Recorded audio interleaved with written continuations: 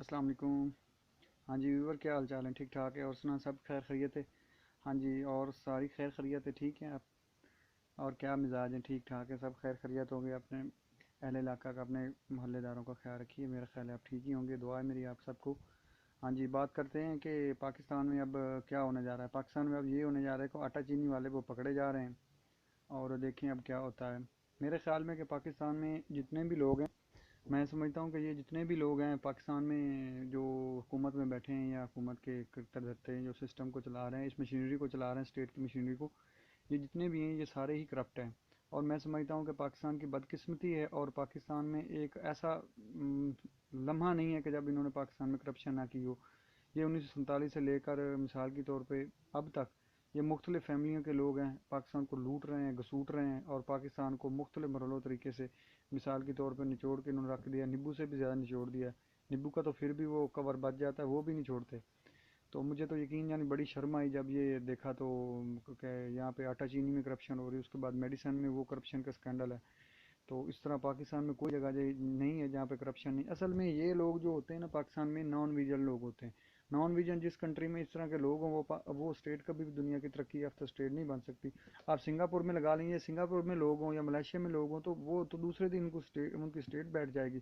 میں یہ کہتا ہوں کہ سب بھائیوں کو، اور جو لوگ یہ کر رہے ہیں یا کرواتے ہیں، تھوڑا سا شرم کریں اور تھوڑا سا حیا کریں، کیونکہ اس ملک نے ہمیں پیدا کیا ہے، اس ملک نے ہمیں بڑا کیا ہے۔ اور میں سمجھتا ہوں کہ یہ پہلے یہ سسٹم نہیں تھا کہ مثال کے طور پہ سیاستدان جو ہے یہ بیوروکریٹوں کو، پولیٹیشنوں کو پیسے دیتے تھے۔ یہ 1988 یا 90 کی دہائی میں کام شروع ہوا، اور یہ مثال کے طور پر محترمہ بے نظیر بھٹو شہید، اللہ تعالیٰ انہیں جنت میں اعلیٰ مقام عطا فرمائے، پھر نواز شریف صاحب آئے، پھر مشرف صاحب نے این آر او کیا، پتہ نہیں لوگ ہیں، کیونکہ یہ نان ویژن لوگ ہیں تو مختلف کنٹری میں نان ویژن جن کا نان ویژن ہیں یہ۔ اور میں سمجھتا ہوں کہ انہیں شرم آنی چاہیے کہ یار 2020 ہے، پاکستان یقیناً آٹے کے لیے ترس رہا ہے، چینی کے لیے ترس رہا ہے، انہوں نے اپنی ایکسپورٹ کر دی ہے، پھر باہر سے منگوا دیے، وہ بھی ہمیں مہنگی دے دی ہے، 20 روپے کلو۔ میں سمجھتا ہوں یہ پاکستان کی بہت بڑی بدقسمتی ہے کہ ان جیسے نلائکوں کے ہاتھ میں پاکستان ہے۔ اور میں سمجھتا ہوں کہ نواز شریف کو اور سارے لوگ یہ کہتے تھے کہ پاناما میں چور ہیں، فلانے ہیں، ڈھمکانے ہیں، یہ ان سے بھی آگے 10 گنا بڑھ گئے ہیں۔ اور یہ نان ویژن لوگ ہیں، جب تک یہ نان ویژن لوگ پاکستان میں رہیں گے پاکستان کا بیڑا غرق ہوتا رہے گا، اور پاکستان تباہ و برباد ہو رہا ہے۔ انہوں نے ڈیم ایک ہی نہیں بنایا، 90 سے لے کر 30 سال میں کوئی ڈیم پاکستان کے لیے نہیں بنایا۔ کیوں نہیں بنایا؟ کیونکہ ان کے پاور پلانٹ ہے، پاور پلانٹوں سے بجلی جاتی ہے ان کو، تو یہ پیسے کماتے ہیں، ان کا بیسک بزنس ہے۔ یہ سیاست، پولیٹیشین یا جتنی بھی ہے، یہ سب میرا خیال ہے کہ بزنس ہے۔ پاکستان کبھی بھی سنگاپور، ملیشیا جیسا نہیں بن سکتا۔ ادھر کنٹریکشن کی سپیڈ اتنی سلو ہے ان کی کو آپ سوچ بھی نہیں سکتے۔ اگر ایک منصوبہ 3 سال کا ہوتا ہے 10 سال میں لے کے جاتے ہیں۔ یہ نیلم جیلم کا پروجیکٹ لے کے کہتے ہیں 1985 میں 86 میں 100 ٹن میٹر اس کے اندر سے پانی گزر کے آنا تھا، اور اس کے بعد میرا خیال ہے کہ یہ بجلی بننی تھی، گرنی تھی، ابھی آ کے مکمل ہوا۔ یہ دیکھیں یہ قوم کا حال، دنیا کہاں سے کہاں پہنچ گئی۔ 5G دنیا نے لانچ کر دیا، ہم ہی ابھی اپنے ڈیم ہی نہیں بنا رہے۔ امریکہ نے 1970 اور 75 کی پہلے اپنے ڈیم بنا لیے تھے، باقی انہوں نے کنسٹرکشن، ڈیولپمنٹ، روڈ، انہوں نے موٹر ویز اور ہائی ویز 1930 اور 1950 کی دہائی میں امریکہ نے مکمل طور پر بنا کے بیٹھ گئے تھے کہ ہم نے یہ بنا لیے۔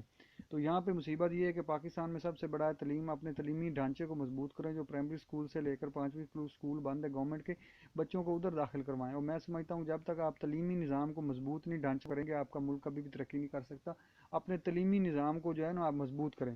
کوئی بھی گورنمنٹ آتی ہے سب سے پہلے فوکس یہ رکھے کہ پاکستان میں جتنے بھی گورنمنٹ اسکول ہیں، یہ گورنمنٹ اسکول جو پرائمری اسکول ہیں بند پڑے، انہیں کو دوبارہ اوپن کرے، اور اچھی سی کنسٹرکشن کمپنی کو دیں ان کے ٹھیکے، اور اچھے سے اسکول بنائیں، اور انہیں اسکولوں میں داخل بچوں کو کروائیں، چاہے کوئی غریب ہے، امیر ہے، 1 سے لے کر 5ویں جماعت تک بچہ جو گورنمنٹ کے اسکول میں پڑھے، اس میں یہ فائدہ ہو کہ جو مثال کے طور پر بچے ہیں انہیں کو 1500 1000 روپے گورنمنٹ الاؤنس دے۔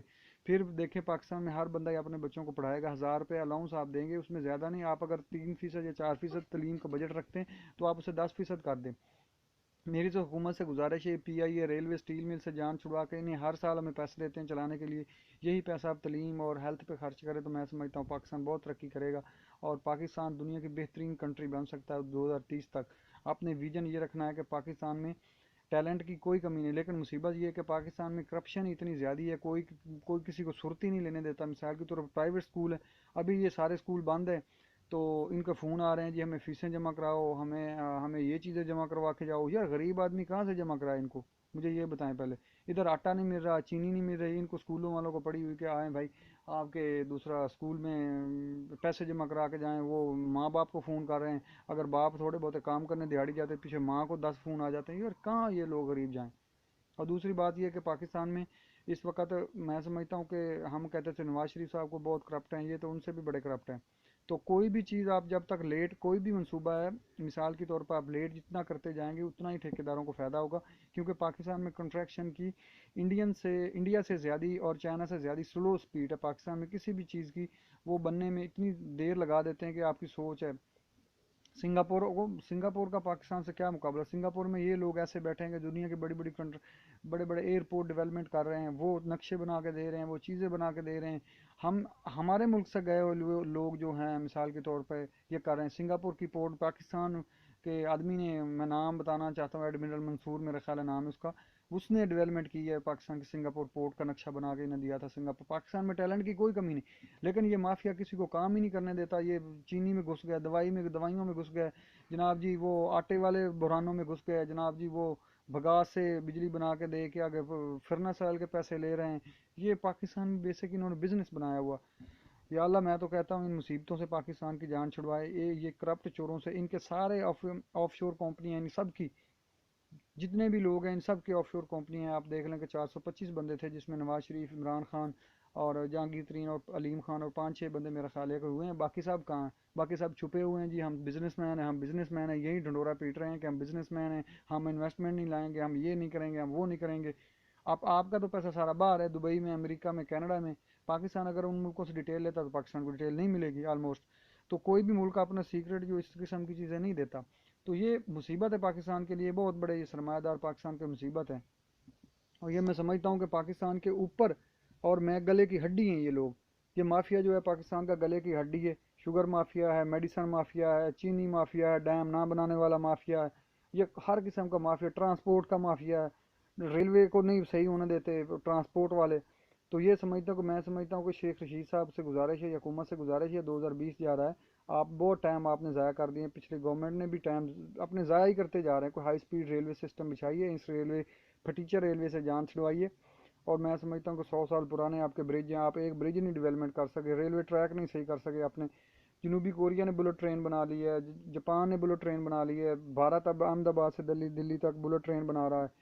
تو دنیا چاند پہ جانے کو تیار ہے، ہم ابھی وہی گھوم رہے ہیں، وہی گھوم گھوم کے وہ آ رہے ہیں۔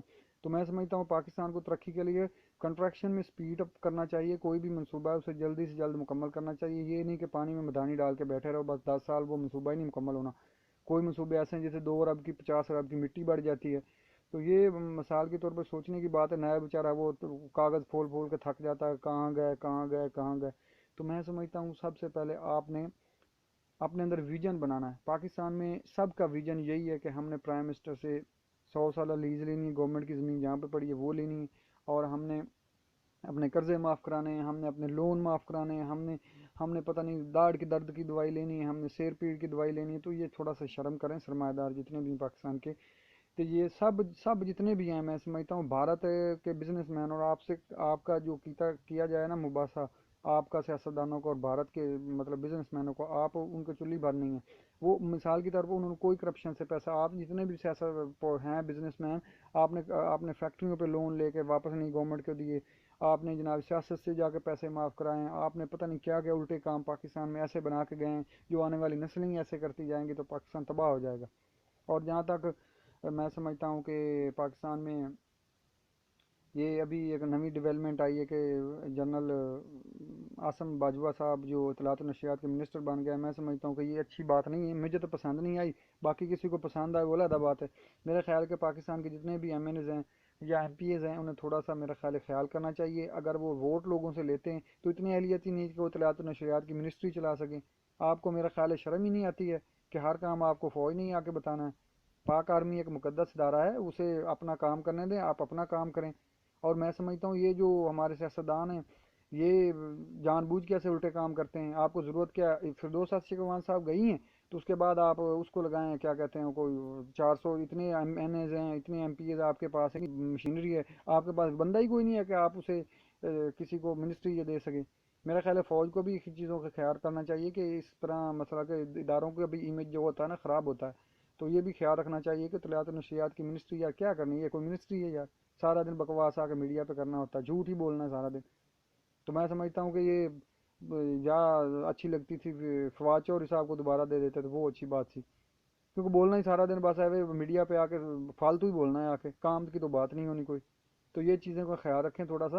اور میں سمجھتا ہوں کہ پاک آرمی کو بھی سیاست سے تھوڑا سا مثال کے طور پہ پیچھے ہونا چاہیے۔ اور جس طرح دنیا میں پاکستان جب بھی ترقی کرے گا ڈیموکریٹ دور میں ترقی کرے گا، لیکن اس میں دو اداروں کے جھگڑے کی وجہ سے پاکستان بہت نا پیچھے چلا جاتا ہے۔ یہ صلح صفائی سے رہیں دونوں، میرا خیال ہے کہ ڈیموکریٹ اور فوج کے لوگ، تو پاکستان چلے گا اور پاکستان دوڑے گا۔ جب آپ دونوں میں لڑائی نہیں ختم ہوگی تو پاکستان ترقی نہیں کرے گا۔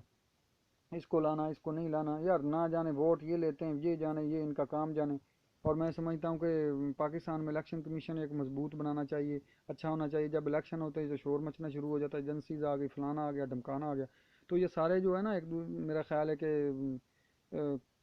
خیال کرنا چاہیے ایک دوسرے کا، کہ پاکستان کا امیج خراب ہوتا ہے یا دنیا میں۔